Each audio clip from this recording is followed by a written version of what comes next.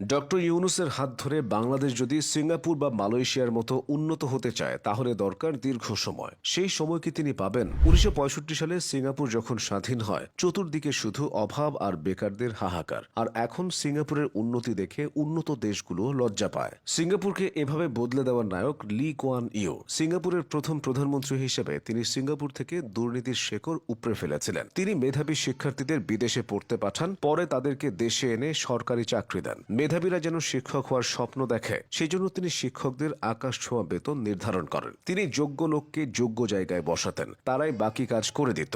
তবে ১ বা ২ বছর নয়, লি কুয়ান ক্ষমতায় ছিলেন দীর্ঘ ৩১ বছর। তিনি স্বেচ্ছায় ক্ষমতা ছেড়েছিলেন। সিঙ্গাপুরের আয়তন বাংলাদেশের নারায়ণগঞ্জ জেলার চেয়েও কম। ছোট্ট এই দেশে বর্তমানে গুগল, ফেসবুক, শেভরন, টয়োটার মতো প্রতিষ্ঠান সদর দফতর খুলেছে। পুরো সিঙ্গাপুরে আপনি দুর্নীতি তো দূরে থাক, সামান্য পরিমাণ ময়লাও খুঁজে পাবেন না। আধুনিক সিঙ্গাপুরের জনক লি কুয়ান ২০১৫ সালে না ফেরার দেশে পাড়ি জমান। তবে তার ৩১ বছরের শাসনামল ইতিহাস হয়ে আছে। এবার আসা যাক মালয়েশিয়া প্রসঙ্গে। ১৯৮১ সালে মাহাথির মোহাম্মদ যখন মালয়েশিয়ার ক্ষমতায় আসেন তখন দেশটির রাজনৈতিক অবস্থা ছিল খুবই খারাপ। মালয়েশিয়ার মানুষ বিদ্বেষ আর দলাদলিতেই ব্যস্ত ছিল।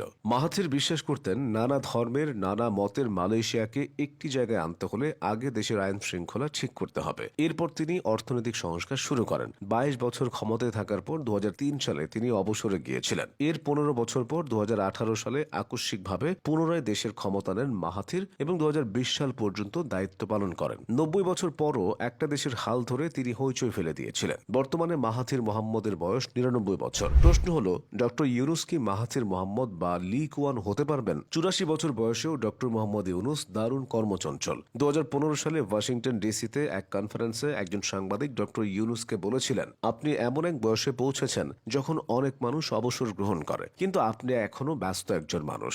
জবাবে ডক্টর ইউনূস বলেছিলেন, অবসর শব্দটিকে অবসরে পাঠানো উচিত, কিন্তু ডক্টর ইউনূসকে কি দীর্ঘমেয়াদে কাজ করার সুযোগ দেওয়া হবে? চীন আজকে বিশ্বের দ্বিতীয় বৃহত্তম অর্থনীতির দেশ।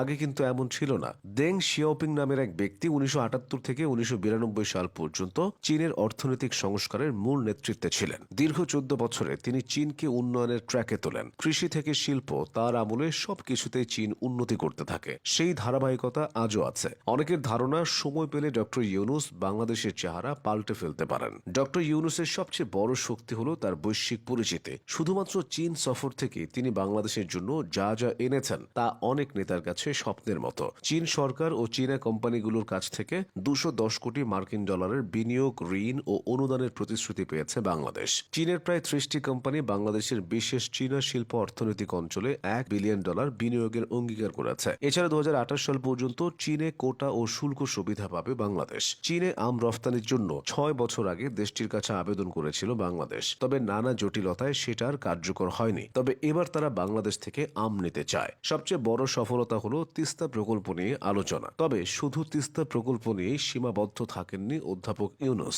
তিনি নদী ও পানি ব্যবস্থাপনা পরিচালনার জন্য চীন থেকে ৫০ বছরের মাস্টার প্ল্যান চেয়েছেন। চীনের বাণিজ্য মন্ত্রী ২০০ বিনিয়োগকারীকে নিয়ে বাংলাদেশ সফরেও আসতে পারেন। এভাবেই ডক্টর ইউনূসের হাত ধরে বাংলাদেশ এগিয়ে যাচ্ছে।